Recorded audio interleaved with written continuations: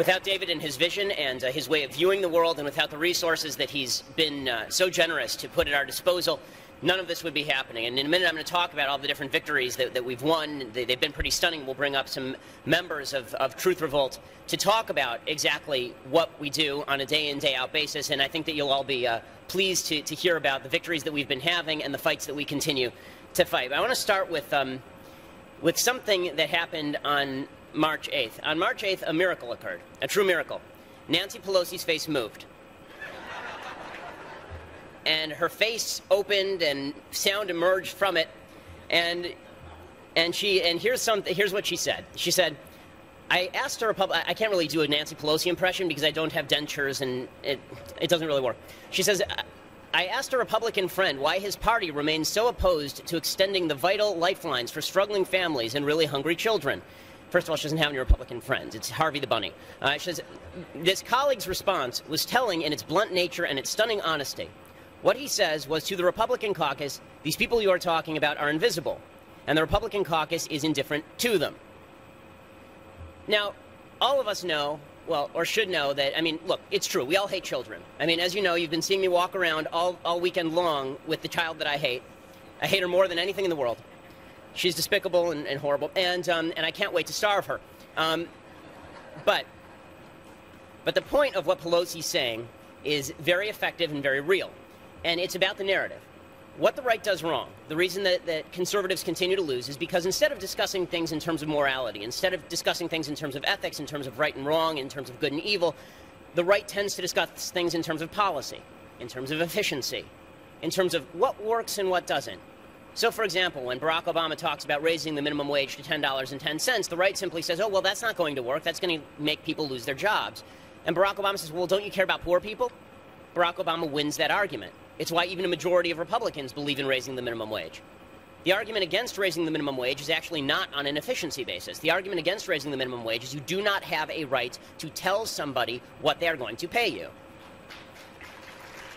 In the same way that you don't have the right to tell somebody that they're going to work for you for a given amount of pay. That's against the 14th Amendment. The 13th Amendment. We abolished slavery in this country. In the same way, the converse is that you cannot force, or should not be able to force, a business to pay a given wage.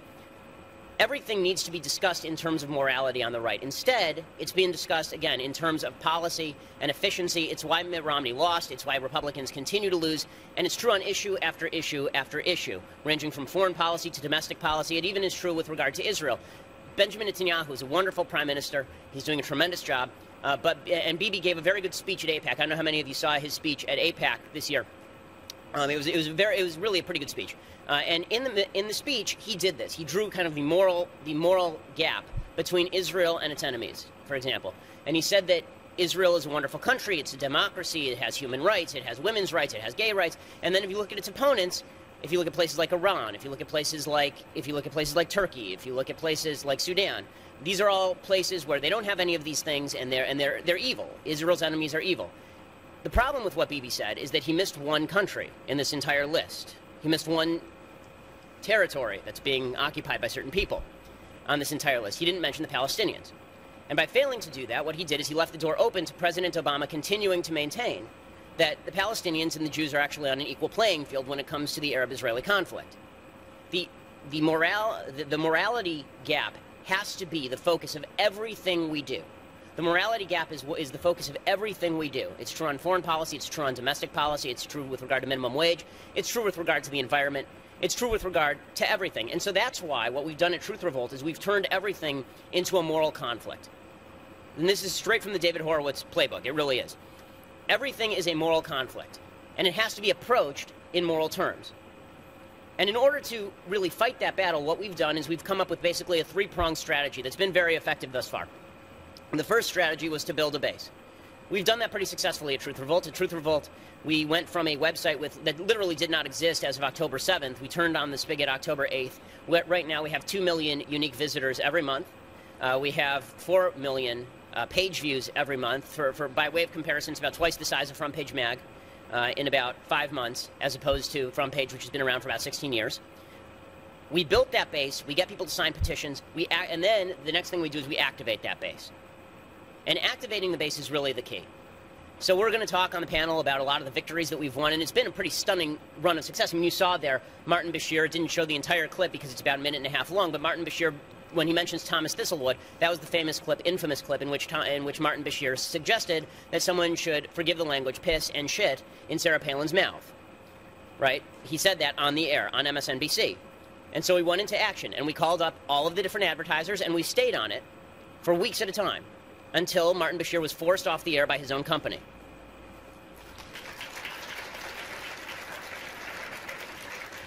You saw Alec Baldwin, that tape of him walking around saying something that rhymes with clock-sucking flag. And you saw Alec Baldwin do that. And we immediately called up the Gay and Lesbian Alliance Against Defamation, who was loath to condemn him, by the way. We called up the parents and families of lesbians and gays. We got them to condemn Alec Baldwin, and within a week, he was off MSNBC.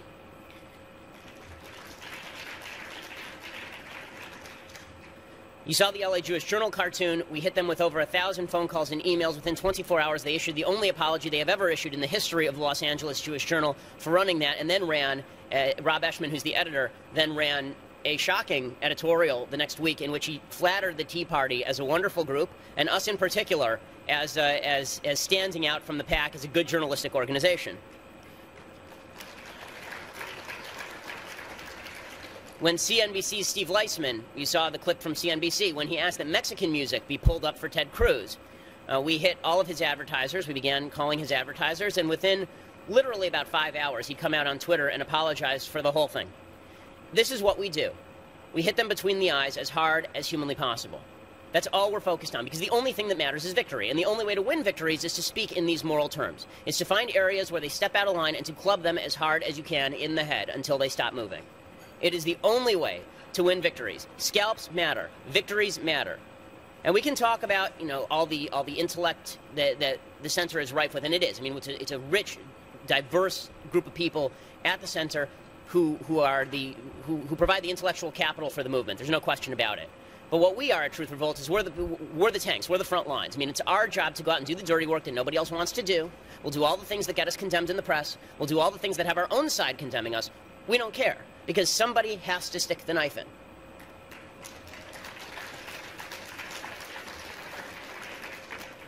Now, one of the things that we've been doing in terms of activating our army is we've hired on Daniel Mael. You'll meet him in just a second. He's a Brandeis student, 21 years old, and he'll be telling you about a victory that we won just this week. I mean, it really is fun that we get to win a victory every week, because whenever we do these events, we get to say we won a victory this week. We actually did win a pretty big victory this week, and you'll get to see what that is when we bring him up. And he has been fighting against the Divest from Israel movement, as you saw on the tape. We've been fighting pretty hard against the Divest from Israel movement. Again, everything in moral terms.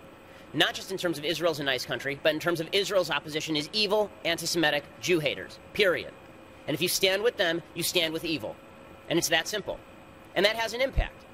When I did that speech at UCLA, where I stood up for a couple of minutes and went there at 10:30 in the middle of the night and left my wife and baby at home, and I can tell you my baby has not forgiven me yet, you know, that when we did that, when the whole point of that was to go there and not to speak in defense of Israel.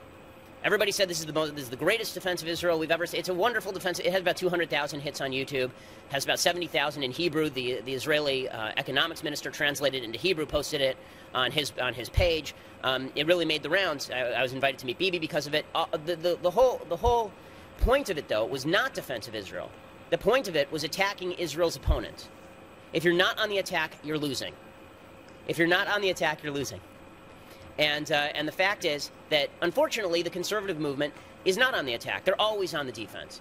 We spend our lives on the defense because, after all, we all know all of our if we're unlucky enough to have liberal friends and relatives, we know that on Thanksgiving it gets awkward.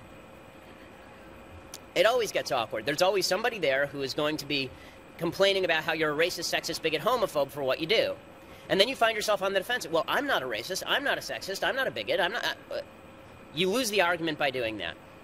They need to be on the defensive. It's why, in the fall, we're planning on launching a boycott, divestment, and sanctions movement against Saudi Arabia on campuses.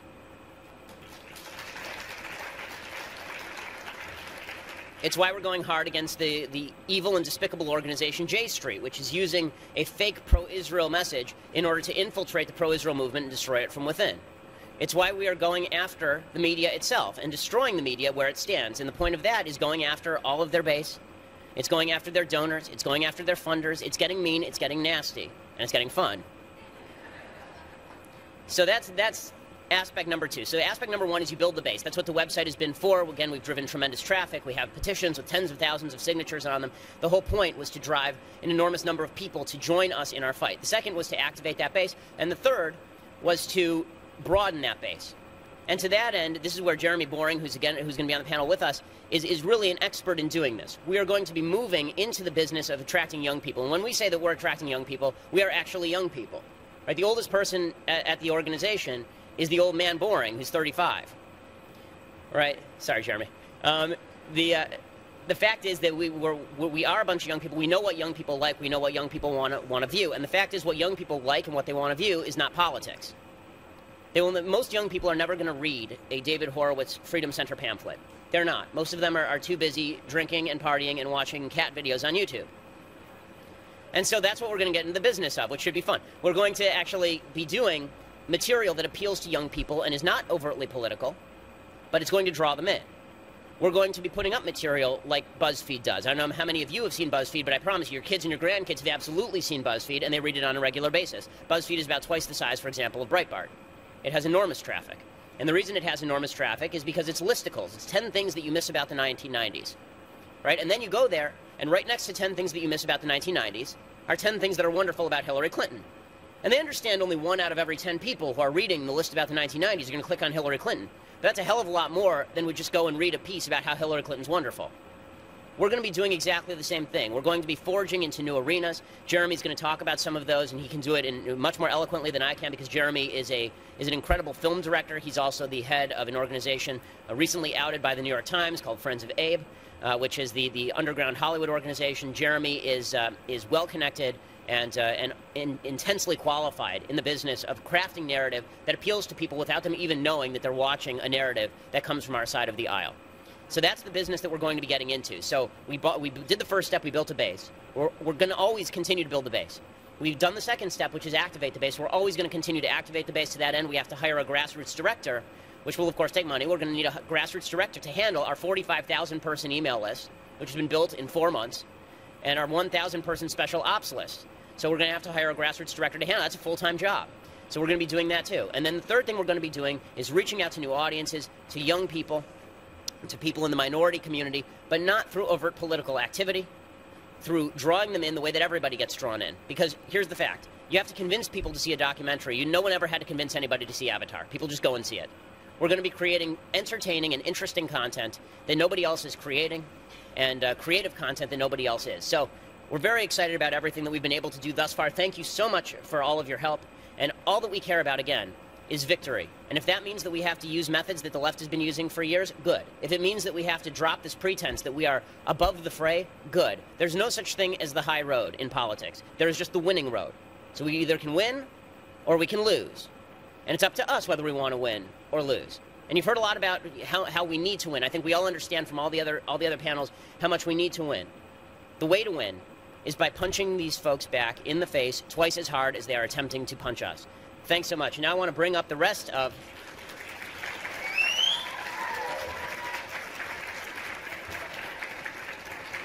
I want to bring up some of the other folks at Truth Revolt. Jeremy Boring, the managing editor, who's done a stellar job.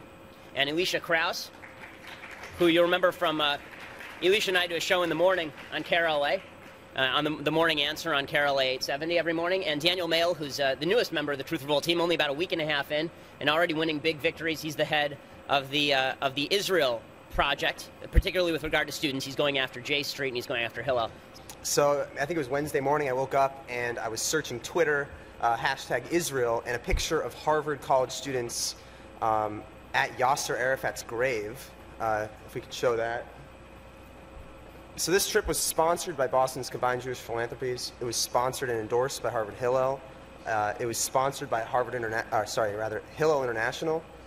I wrote a piece saying that Harvard University students had honored Yasser Arafat. They took a photo next to his tombstone.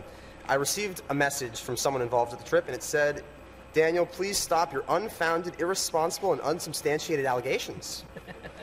There's a picture, folks. There's a picture. Pretty remarkable.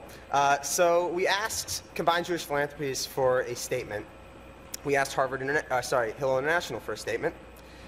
The Harvard students actually responded with an article titled, quote, "No apologies for visiting Yasser Arafat's grave." They then changed the title to, "Yes, we visited Arafat's grave." And within it, they said that we attempted to smear them and it was bad journalism.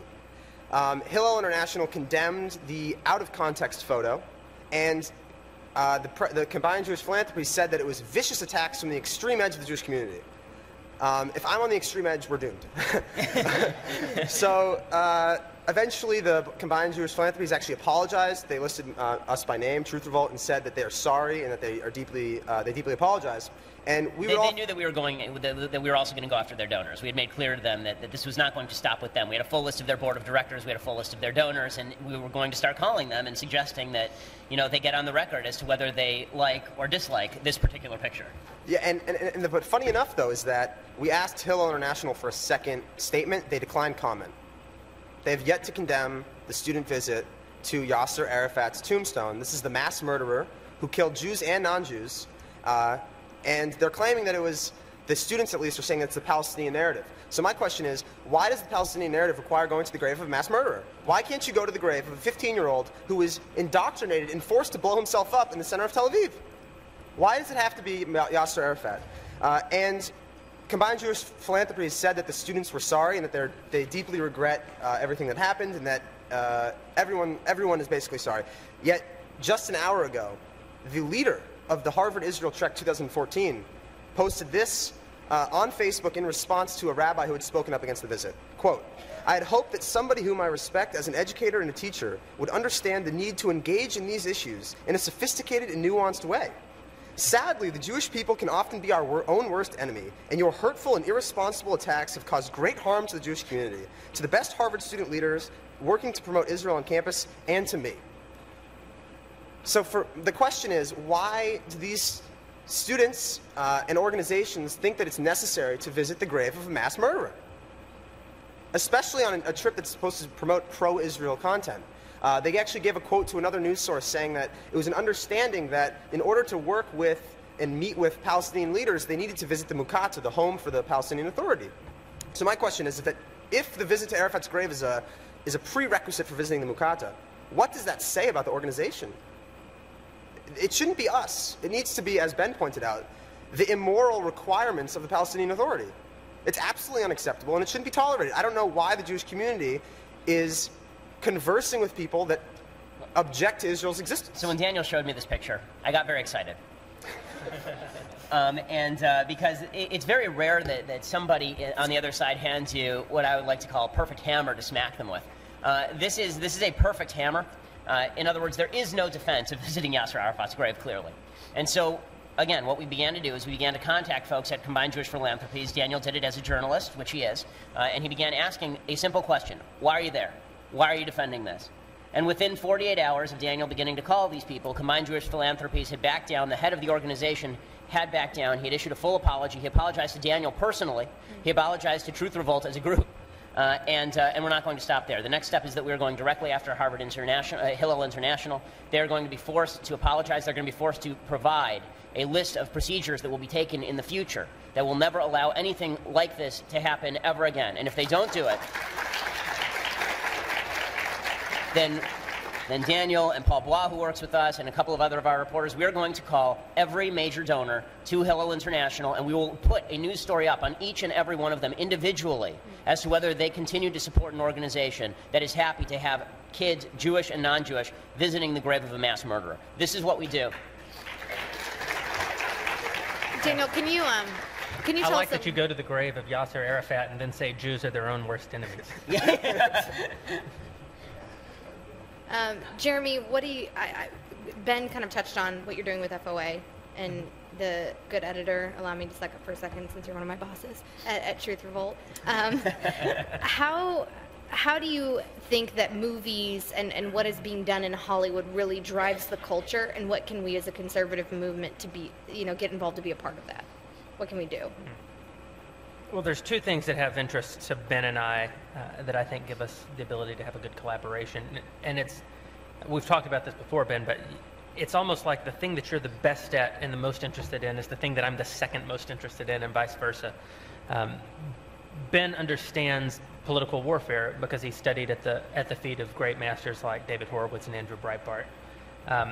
And he understands that you can't have a successful political movement when you allow the other side, your opposition, to frame you as racist, bigoted, homophobic, warmongering, greedy people who want to strap dogs to the hoods of cars and fire people so that they'll die, their wives will eventually die of cancer, and then you respond with policy arguments, right? Like, first you say, no, we don't actually want women to die of cancer, and here's a 6-point plan. My focus is on something that happens before the political battle ever begins, and that's the cultural landscape. And specifically, it's about story. And sort of my core argument, and I think you see it on display in the work that we've been doing at Truth Revolt and will be doing going forward, is that the human animal is a storytelling being. I mean, that's what sets us apart. And it's how we understand who we are and our place in the world, our relationship with each other, our relationship with God. It's how we understand the things that we believe and the things that we oppose. The unfortunate reality is that conservatives are the worst storytellers, not only in the world, but in the history of the world. And I can actually prove that. That's not a personal opinion. In Western literature, there's a thing called the hero's journey, and it's the most prolific story in history. I'm so glad Jeremy's here because I was totally going to rip this off in the speech. And now I can't. In the hero's journey is about the young everyman. It's King Arthur, and it's Luke Skywalker, and it's Mr. Smith Goes to Washington. It's Mr. Smith Goes to Washington. It's the young everyman whose fathers sinned. Because of their sin, the great republic was lost. The kingdom of old, where people had wealth and prosperity and freedom and lived in harmony with their fellow men. The only way to get that back is for the young hero to come in contact with an ancient wisdom. In Star Wars, it's the Force, right? Luke Skywalker hears about, it's just this vague concept in the first movie, this beautiful hint of something that used to be. And as he comes more and more in contact with that ancient wisdom, he's given the power to literally destroy the instruments of the state. I mean, at the end of Star Wars, that's what he does, right? He literally blows up the Death Star, the tool of government. That story, from pulling the sword out of the stone to blowing up the Death Star, is the most prolific story in Western literature, and only the world's worst storytellers could fail when armed with that story. But we don't tell that story. We talk about policy and deny that we're racist. By the way, we are racist. I want to be clear about this. See, this is another place that conservatives don't understand storytelling. We don't understand language. You are racist. You spend a lot of time trying to say you're not racist when the left accuses you of racism because you still think that the word racism means judges people on the basis of race and believes that people should be treated differently on the basis of race. That's not what the word racism means. There's only one movement in America that believes people should be treated differently on the basis of race, and that's progressivism. Racism means you don't think people should be treated differently on the basis of race. That's what racism means to everyone in the world, whoever levels the charge against you. And when you deny it, you're lying. They say, you think people should be treated equally. And you say, no, I don't, but you do. But we don't understand language. We use the word conservative to describe ourselves, but there's nothing to conserve, my friends. The left fought a war. We didn't even know it was going on, and we lost. I mean, do you want to conserve 50 million abortions since Roe v. Wade? Maybe it's the loss of habeas corpus that you want to conserve, or maybe it's the fact that they put filmmakers in prison now when they embarrass the President of the United States, or go after Dinesh D'Souza because his movie embarrassed the President of the United States. Maybe you want to conserve an IRS that won't grant my organization their 501c3 status for 3 years because we have the word conservative in our legal description. Or maybe you want to conserve the fact that we're now not even supporting our allies in the state of Israel. Of course, we don't want to conserve any of that. We're rebels. We've always been rebels. We've been rebels since the rebellion that founded the country. Our idea is always outside of the mainstream. It's an idea that requires fighters, and it requires storytellers. America came into being, as Glenn Beck said when he was here, because people like Thomas Paine were scrawling down ideas, and people like Thomas Jefferson were scrawling down ideas. I mean, thank God they were better storytellers than we are. And what a shame that we can't tell the great story that they bequeathed to us. So, I think that the only way for us to have long-term success in this country, listen, politicians act in accordance with their self-interest, like any other person in the world. At the end of the day, even the most ideologically pure politician is going to have to make decisions based on his self-interest. It's the job of storytellers to ensure that what is in the self-interest of politicians is to do the things that we know are true and good. And we don't do that. So we need to start. So in addition to our political warfare techniques that we're trying to employ at Truth Revolt, we're also going into this next phase of our existence to really focus on the culture, to focus on storytelling. One of the things that we want to show you is this still penned by a terrific artist who also happens to be a Shapiro, Ben's sister Rebecca. Well, not that. No. She did not draw this. Yeah. This is it. This is for a new thing that we're launching. It's novel. They were invented in the 1930s, so a lot of conservatives haven't heard about them yet. But they're called comic books, and they're read by the Ute of America. And you know how conservatives are always trying to reach the Sometimes Ute. there's movies made about him, like Superman, Iron Superman. Man. Yeah, I've heard of a few of those. Yes. Wait, the motion picture? Yes. They're talkies On a now, Ben. screen. Oh my. They have both image and sound in color.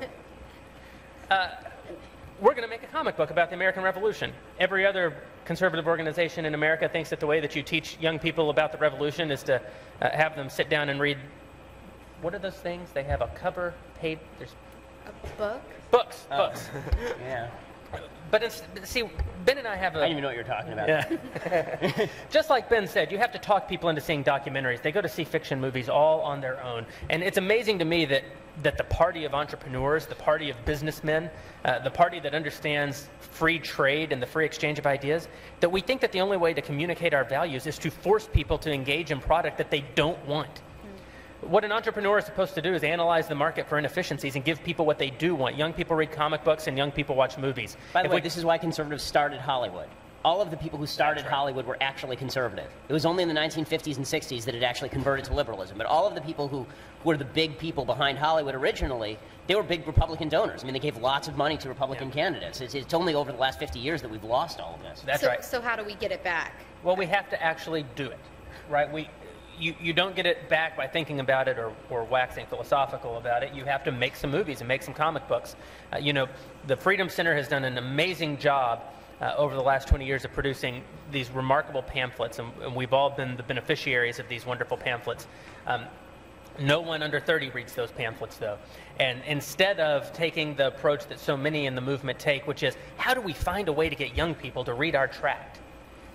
That's not the right answer. The right answer is, how do we take the wonderful ideas that we produced for this tract and put it in something that young people are already buying, something they actually want? And that's our job. We have to take this beautiful story, the hero's journey, the story of human freedom, and we have to put it into a product that people are already buying, a product that they want, not a product that we have to talk them into engaging. And so Truth Revolt is going to do just that. We're producing a graphic novel on the American Revolution.